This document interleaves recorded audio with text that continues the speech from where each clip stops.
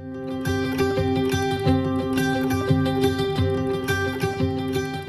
there, my name is Brendan Swansborough.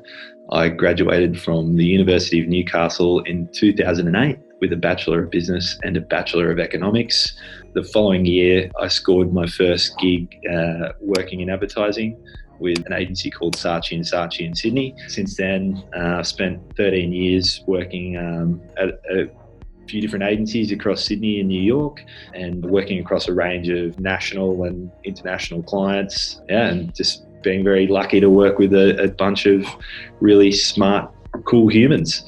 About 4 years ago, I moved back to Newcastle to work at Enigma. Enigma is one of the biggest regional agencies in Australia.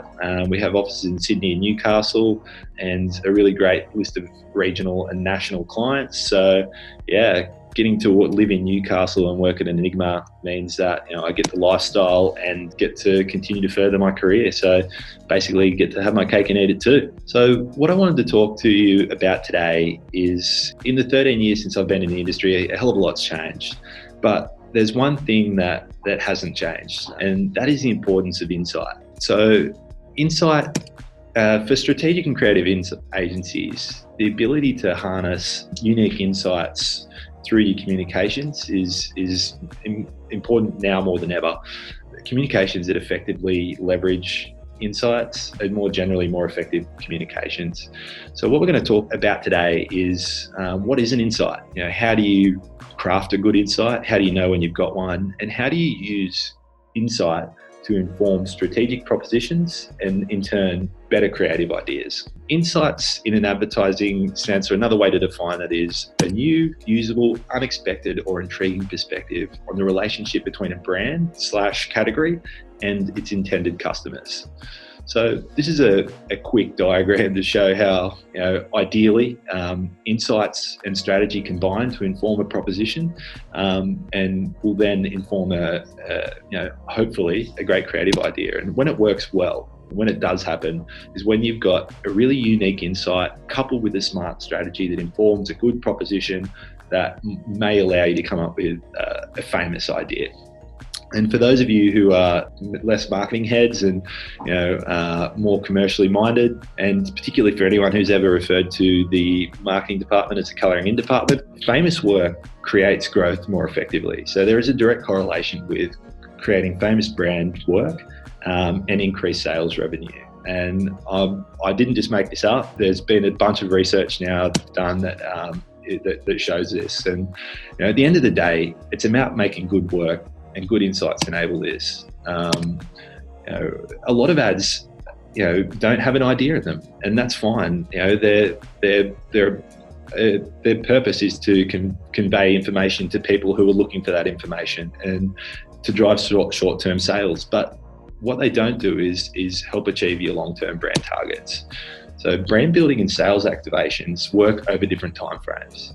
So, if you look at the yellow line here, you can see that, short-term sales are driven by sales of activation. But if you want to have long-term sales growth, you need to have brand building activity, and there needs to be a combination of the two in order to ensure success. That graph and a bunch of creative effectiveness work has been done by these guys over the past 10 years, really leading the way in terms of creative effectiveness. And if you're not across the long and short of it, from 2013 or more recently, the effectiveness code, which they've looked at a bunch of data and effectiveness studies from all around the world to come up with these findings and provide tips for how to utilize creative effectiveness. Definitely mandatory reading for the marketers out there. I'm going to talk a little bit about how we create great insights and just some tactics that you can use to employ to be able to do that. Firstly, no new insights come from Google. You can search all you want, but you need to get out there and get in the real world and see how your product or brand is used, and how people actually interact with brand in order to unearth real insights. Ask good questions, and don't be satisfied with the first answer. You need to dig into the who, what, where, when of the brand, the product. Really try and get under the skin of what it is you're looking to achieve, and the audience that you're speaking to inform your insights. Also, who is the consumer? What do we really know about them is crucial, because there's so much data out there these days, but you need to make sure that the data that is informing your insights is accurate, and it's not a bit of a red herring, or that there's not a bit of data that you've overlooked in informing your insights.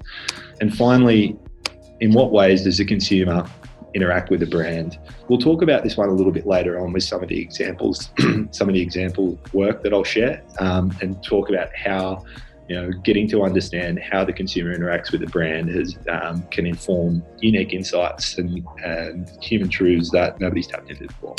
Before we kind of come back to insights, I wanted to talk a little bit about what is a single-minded proposition. The prop sums up the most important thing that you can say about the brand and the product. It lives in a creative brief, and a lot of creatives will say that it's the most important line in a brief, and a lot of the time the main line that their eyes will go straight to in the brief. The longer a single-minded proposition, the weaker the ideas that will result from the brief. The more we say in marketing, the less that people will listen. And that is a real truth. If I throw one tennis ball at you, you might catch it. If I throw 5, you probably won't catch any, and therefore, it was pointless. Proposition must be unique. It has to offer something that the competition can't or doesn't offer, and it has to be strong enough to move the mass millions. Or more simply put, what's in it for me? Me being the consumer. That needs to come through in your proposition. Otherwise, it's not going to come through in the ideas that you get back.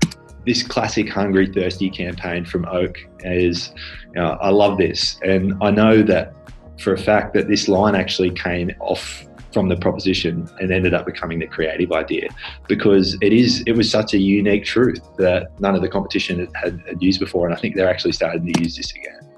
So tips on getting started with your proposition: don't try and wordsmith it, make it perfect from the start. It's easier just to start the right stuff and then take it out. Think about your audience, think about what's important to them, and then think about how it's going to resolve the insight you found. Ask for opinions, ask colleagues' thoughts, ask your partner. You just got to talk about it if you want to get there. And then once you've got it, evaluating it. Have you heard it before? Is it single-minded? Is it insightful or inspiring? And can it be more succinct? Can you get it down to 1 or 2 or 3 words? Now I'm just going to talk a little bit about what is an idea. What actually is an idea? So information that is wrapped in an idea will engage, entertain, and intrigue you. Engage, entertain, and intrigue you. And every now and then, it might shock you. And I know this is an ad that when I saw it the first time, it definitely hit home with me, and I don't think I need to explain to you what the insight is in that one. The definition of a creative idea is a creative transformation of the strategic benefit that is mind and or heart opening, meaningful to the consumer, and surprisingly distinctive. Or put more simply, something that brings your insight and strategy to life in an interesting and compelling way. What I'm going to do now is I'm going to talk about 5 different types of insights and 5 campaign examples and campaigns that I've worked on that bring those insights to life. So the first is a campaign that I worked on for Tooheys New about 12 years ago. Some people might remember it as the Tooheys New beer economy. Basically, you do your mate a favour and he pays you in beers. No beer brand had ever done this before, and it informed a fully integrated campaign that we rolled out over the next year, to the point that we had stickers that shops would put on their shop front saying that they would exchange goods and services for beer. We created a suite of print assets that used a beer graph to show how different favours are going to cost you more beer, like this one, which was classic, and we rolled out in one day after the Melbourne Storm salary cap. This campaign allowed Tooheys New to beat VB in sales for the first time in 40 years. And the way that it did that is because it was backed by a category insight, which is that in Australia, beer is currency. That's a true, real category insight that no one had tapped into before, and it resonated with people. The next campaign I'm going to talk about is a Super Bowl spot that I worked on when in New York for Budweiser. This went on to be the number one Super Bowl spotter that year. I think it had 35 million views on YouTube before it even aired. And it was just such a simple, beautiful story about this rancher who raises a Clydesdale foal, follows the story through from when he has to say goodbye, and then to this amazing emotional story at the end. And the execution was phenomenal and had Stevie Nicks landslide to the track and made America cry. But behind it was a human insight in that real friendship is ever enduring, and it's beautiful. And the execution brought the beauty of that to life. But I think just kind of sticking to that simple emotive story and kind of bringing that insight to life is what made this so effective. The next campaign is Samsung Pocket Patrol. And so this one is where we worked with Surf Lifesaving Australia to develop an augmented reality app where people could use their phones, pull it out at the beach and see where the hazards are on the beach in real time. We ended up rolling it out over a 3-week trial up in the Sunshine Coast, working with Surf Lifesaving Australia, and it went gangbusters in that it got picked up both nationally and internationally through, I think it was like 300 different press articles, and everybody was talking about it because it was backed by this societal insight that people think they know where the rips are, but they don't. And there's a bit of a product insight in there as well, in that we knew for a fact that 95% of Australians take their phone to the beach. So we knew that it was likely going to work and that people might actually use it. But yeah, really, really effective campaign and a real true societal insight at the heart of it.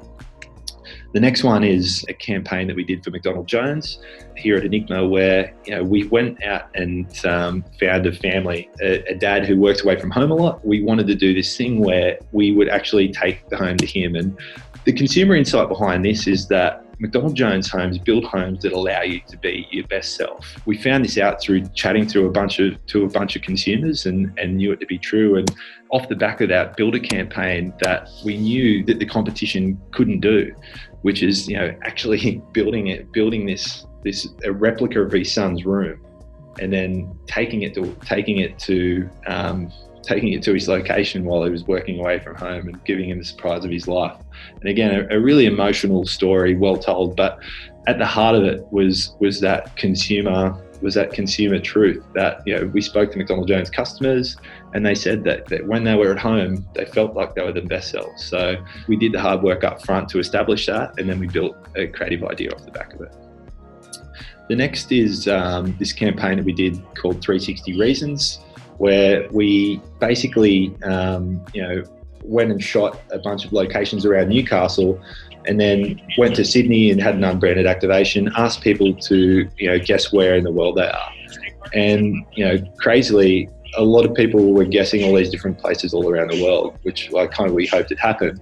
But the product, this was based on a unique product insight, which is that Newcastle has a bunch of places that are surprisingly global. And if you didn't know any better, you wouldn't believe that they're in Newcastle. You could think that they're in other places in the world.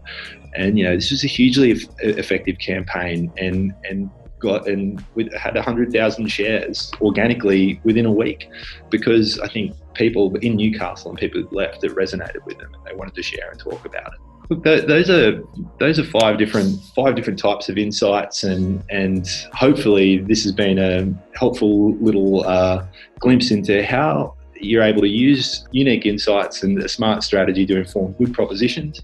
And hopefully, when done right, hopefully it leads to famous work and famous ideas. That's it from me. Thank you for your time. Have a good one.